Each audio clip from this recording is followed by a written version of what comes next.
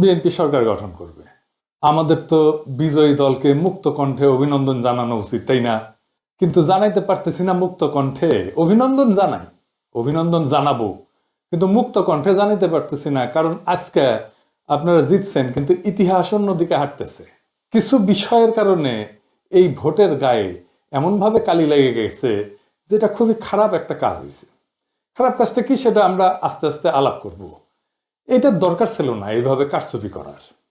ভোটটা সুষ্ঠু হয়েছে কিন্তু রেজাল্ট সুষ্ঠু হয় নাই। 10:30 পর্যন্ত রেজাল্ট আসতেছে আসতেছে, মোটামুটি 2 জোট পাশাপাশি আগাইতেছে, 3-4টা সিটের গ্যাপ, কখনো এই জোট একবার আগে, কখনো আরেক জোট একবার আগে, তারপরে সব বন্ধ বেশ কিছুক্ষণ, ঘন্টা দুয়েক। তারপরে তত্তর তত্তর তত্তর তত্তর করে বিএনপি আগে যেতেছে, আর জামাত জোট মনে হয় ঢাকার জ্যামে আটকেছে, আর নড়ে না, নড়ার চড়ার কোনো নাম নাই, ওইখানেই থাকলো। 40 থেকে বিএনপি 208 হইল। আচ্ছা বলেন তো, কখনো এভাবে ডেটা ফাংশন করে? ভোটের সব তো ডেটা, অঙ্ক, এটা কি এইভাবে ফাংশন করে? মানে এটা বিজ্ঞানের কথা, হ্যাঁ, ব্রেনটের কথা আর কি, এডুকেশনের কথা। এগুলো তো র্যান্ডম নাম্বার।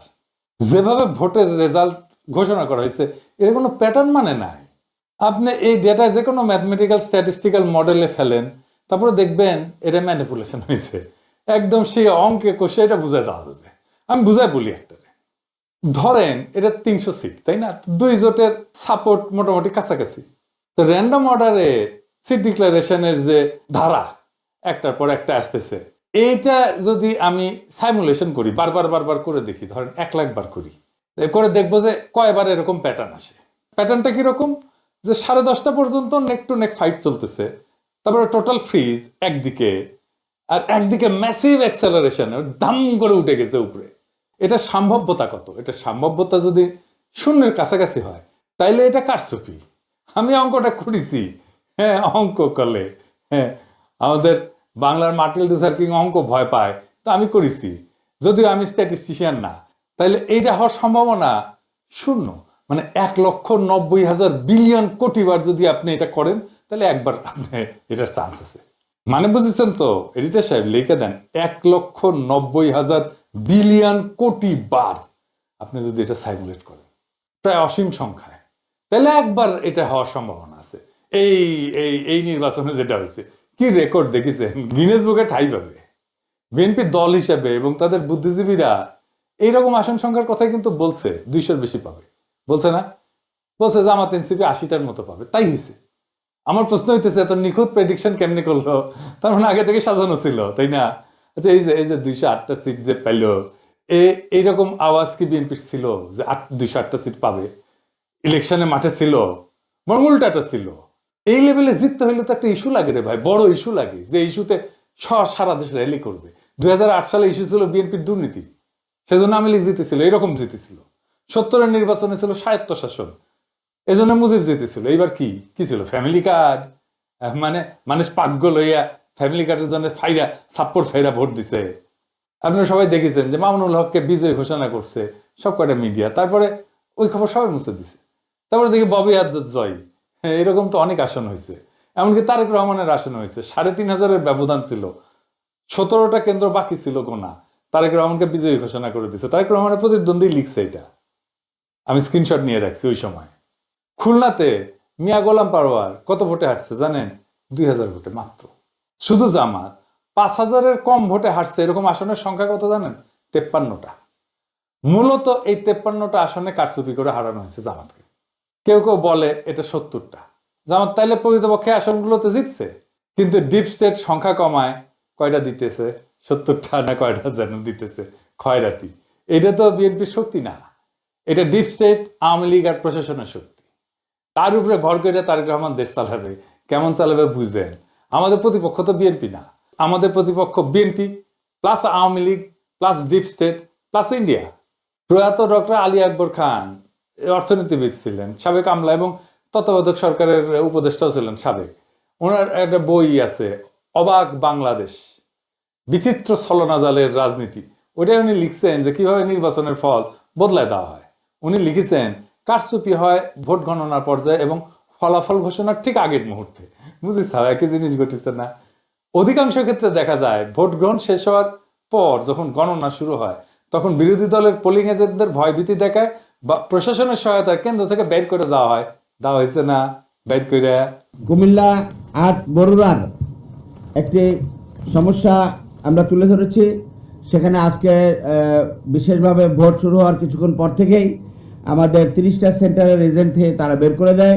রিটার্নিং অফিসারের পক্ষ থেকে দেই দিচ্ছি করে এবং পদক্ষেপ নিচ্ছি করে কথা বললেও কোনো পদক্ষেপ তিনি কার্যকর করতে পারেন নাই। এখন পটুয়াখালী মির্জাগঞ্জ এরকম সমস্যা আছে। আপনারা শরীয়তপুরেও একটি সমস্যা আছে, সেখানে বিভিন্ন আসনের সমস্যা তৈরি করেছে তারা। গোপালপুরের অধিকাংশ কেন্দ্রে এজেন্ট বের করে দিয়েছে, এরকম তথ্য আমাদের কাছে এসছে।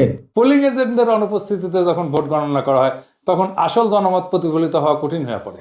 উনি লিখেছেন যে রিটার্নিং অফিসারের কার্যালয়ে, মানে যে ডিসি আর কি, সে রিটার্নিং অফিসার হয়, রিটার্নিং অফিসারের কার্যালয়ে ফলাফল পাঠানোর আগে যে সংকলন তৈরি করা হয় সেখানে বড় ধরনের কারিগরি করা হয়।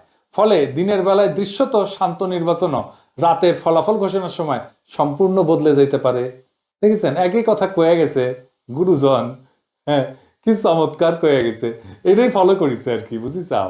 এটাই জানে আমাদের অ্যাডমিনিস্ট্রেশন, এটাই জানে আমাদের প্রশাসন, এটাই জানে আমাদের ডিপ স্টেট, এই কাজই করে। এই নির্বাচনের ফলাফল একটা ইন্টারেস্টিং জিনিস দেখে। আমরা গলে জাতীয় পার্টিকে ওয়াইপ আউট করে দিছি। রংপুর ছিল জাতীয় পার্টির দুর্গ। আওয়ামী লীগ বিএনপি 35 বছর ধরে চির ধরাইতে পারেনি সেই দুর্গতে। আমরা এটা ফ্ল্যাট করে দিছি, আমরাই করছি, বিএনপি করে নাই। রংপুরে বিএনপি আওয়ামী লীগ কিচ্ছু করতে পারে নাই। সেখানে যে এনসিপি জামাত তাদের হারাই দিল, সেই এনসিপি জামাত দুর্বল না যে সারা দেশে হারা গেল। এই চিত্রটা, রংপুরের চিত্রই সারা দেশে হওয়ার কথা ছিল, হইল না, ডিপ স্টেট হইতে দিল না। এটা আসলে করার দরকার ছিল না, এই আকামটা করার দরকার ছিল না। ভোট খুবই সেন্সিটিভ জিনিস। মুজিব 1973-এ এই কিসিমের একটা নির্বাচন করে গাড্ডায় পড়েছিল। হাসিনা নির্বাচন না দিয়া এরকম কিসিমের নির্বাচন করে গাড্ডায় পড়েছিল। কাশ্মীর একটা নির্বাচনের ফল মানে নাই, এই জন্য অগ্নিগর্ভ হয়ে আছে কাশ্মীর না কতদিন থেকে। কি অবস্থা এখানে, এখনো শান্ত হয় নাই। আবারও বাংলাদেশে এই কাজ করা লাগলো, এ তো লজ্জা হয়ে থাকবে, শুধু লজ্জা না, একটা বিপদ হয়ে থাকবে। এই কালি গা থেকে যাবে না বিএনপির। এবং যারা ইঞ্জিনিয়ারিং করছে, যারা, তাদের এটা কাফারা দিতে হবে। এই জন্যে যে জামাত এনসিপি তো কম ভোট পায় নাই। হিসাব করে দেখেন পার্সেন্টেজে, এই লোকগুলোর উপেক্ষা করবেন কিভাবে? আপনি জিতলে অসুবিধা নেই, যেতেন, ভোট নিয়ে যেতেন, যতগুলো সিট জনগণ দেয় সে কটা নিয়ে খুশি থাকেন না। আপনার অ্যাবসলিউট মেজরিটি লাগবে। লিসে হাউস যেতে লিসে। উইনস্টন চার্চিল দ্বিতীয় বিশ্বযুদ্ধের সময় বিশাল বড় নেতা ছিল, তার প্যারালাল কেউ ছিল না। ব্রিটিশ মিডিয়ার সে একজন প্রিয় পাত্র ছিল আর কি। সেখানে যাইতে সব জায়গায় মিডিয়া তাকে ছুটে যেত, মারাত্মক হাইপ তার, যেখানে যায় বিশাল সভা করে। তার মতো প্রোফাইল কারো নাই। সে দ্বিতীয় বিশ্বযুদ্ধের বিজয়ের নেতা। সেই যুদ্ধ শেষ হওয়ার পর এই নির্বাচন দেওয়া হয়েছে, গোহারা আসছে লেবার পার্টির কাছে, তাকে নিয়ে হওয়া হাইপ কই ভ্যানিশ হইল। আবার কিন্তু সে ঠিকই 5 বছর পরে নির্বাচনে জিতেছে। পাবলিকের মনে এরকম। চার্চিল যদি একটা বিশ্বযুদ্ধ জেতার পরে হারতে পারে, সেই তুলনায় আমরা কিছুই না, হারিছি। আমরা তো স্বীকার করি হারিছি, আমরা বিরোধী দল, অপোজিশন, কিন্তু আমরা রেসপন্সিবল অপোজিশন হইতে চাই। সামনের বার জিততে হবে। এই নির্বাচনের বিষয়ে যা যা আইনি ব্যবস্থা নেওয়া উচিত সেটা নিতে হবে, রেকর্ড রাখা জরুরি, সব ডকুমেন্টেশন রাখতে হবে, ভিডিও ডকুমেন্টারি করিয়া। পোলিং অফিসার, প্রিজাইডিং অফিসার যারা ছিল তাদের নাম টাম রাখতে হবে, নির্বাচন কমিশনে কারা কারা দায়িত্ব ছিলেন সবকিছু সহ। প্রত্যেকটা কেন্দ্রে ভোটের ফলের কপি রাখতে হবে, স্বাক্ষর করা কপি।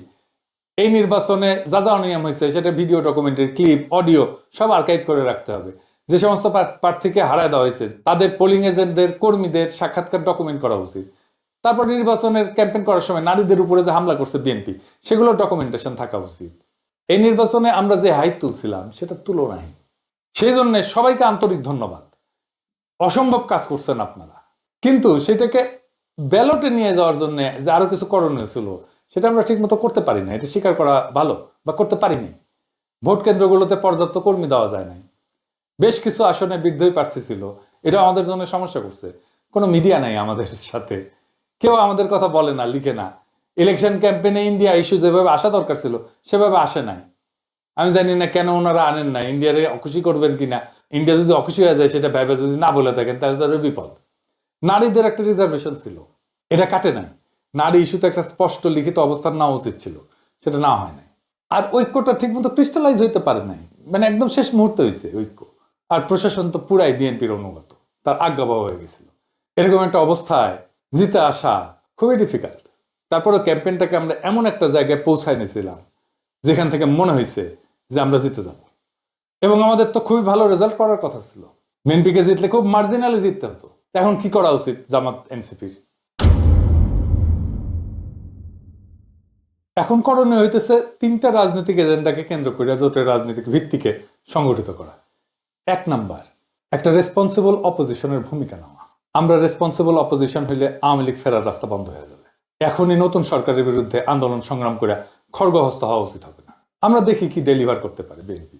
এই সরকার চালানো বিএনপির জন্য হানিমুন পিরিয়ড হবে না, অত্যন্ত জটিল হবে সরকার চালানো। আর যা যা প্রতিশ্রুতি দিছে সেগুলো ডেলিভার করতে ওদের ঘাম ছুটে যাবে।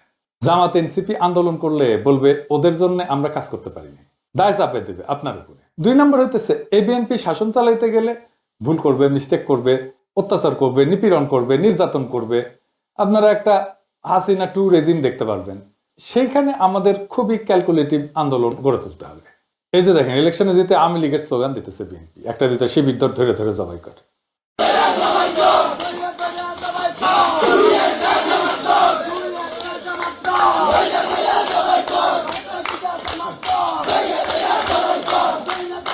বিজয়ের উল্লাস চলতেছে দুবাই স্কুল। শুনেছেন? শুধু তাই না, আজকে শিবির নেতাদের বাসায় হামলা করতেছে।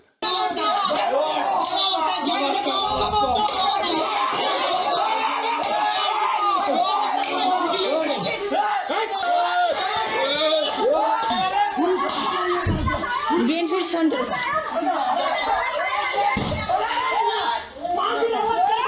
বিএনপির সন্ত্রাস সকল। আপনার একটা আওয়ামী শাসন দেখবেন, লিগে রাখতে পারেন। আমরা আবার আগের সেই জায়গায় ফিরে গেলাম, 2008 সালে ফিরে গেলাম। এরপরের সময়গুলোও আবার রিপিট হবে। এবার হবে দ্রুত। হাসিনা 15 বছরে যা যা দেখছেন তা বছর 2-এর মধ্যে দেখে ফেলবেন। তারেক রহমানের যদি স্টেবিলিটি প্রায়োরিটি হইতো তাহলে ভোটটা তিনি ফেয়ার হইতে দিতেন। মানুষ একটা পরিবর্তন চাইছিল, তিনি পরিবর্তনটা ঠেকাই দিলেন। এভাবে আদৌ পরিবর্তনকে ঠেকায় রাখা যায় না। আর 3 নাম্বার স্ট্র্যাটেজি হইতেছে আজকে যে শক্তি জামাত আর এনসিপির পিছনে দাঁড়াইছে সেই শক্তিকে সংহত কইরা পরের নির্বাচনের জন্য আজ থেকে প্রস্তুতি নেওয়া উচিত। এই নির্বাচন কিন্তু দেখাই দিল যে বাংলাদেশ এখনো গণতান্ত্রিক পরিপক্কতায় পৌঁছায়নি, কিন্তু এই ভোট প্রমাণ করলো একটা বিকল্প শক্তি উঠে এসছে। এই শক্তিকে আর থামানো যাবে না। আর বিএনপি যেহেতু আওয়ামী লীগ আর হাসিনার দেখানো পথেই যাইতেছে, তাই সে হাসিনার অন্তিম যে লক্ষ্য সেটার দিকেই যাবে। এটাই ইতিহাসের শিক্ষা। তবুও আপনাদের জন্য শুভকামনা। আমরা লক্ষ্যে অবিচল থেকে আগায় যাব, জনগণকে সাথে নিয়ে যে আজাদির কাফেলা আমরা শুরু করছি তার সাথেই যাব। দেখা হবে রাজপথে, দেখা হবে লড়াইয়ের মাঠে, দেখা হবে আবারও আগামী নির্বাচনে। আমরা আরো শক্তিশালী হয়ে আপনাদের সামনে আসব। ইনকিলাব জিন্দাবাদ।